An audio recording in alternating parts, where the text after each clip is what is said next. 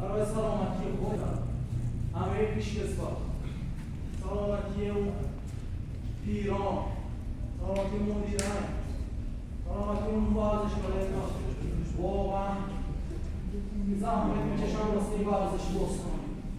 هر کسی امانت بخشه و امامی سلامت بیرون و بلند سلامت.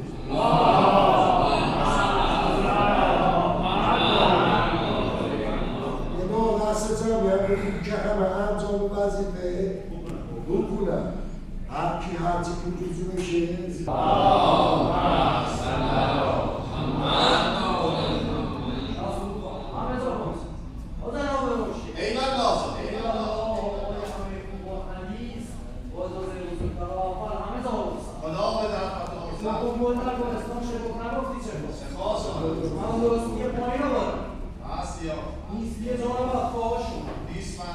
سوم هر آقای هر اومدی هر نعمتی هر ورزشکار تماشاچی به وقت رفتن زیزو کنه دستش با چنگ پر از پول به سلام برسه.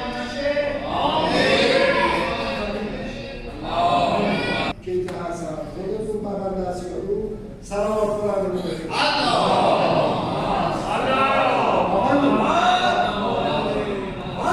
که من تو رو سری عکس کنم دست بگیرید یه همی هم از طرف پهلوان زاکری آماده کردم که بدم به شاگرد خودشون آقای آقا را بگیرن کش زیر رفت از راست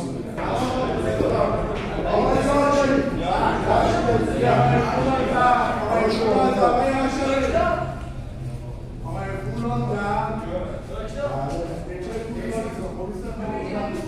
شادی تازه گذشته شد سلام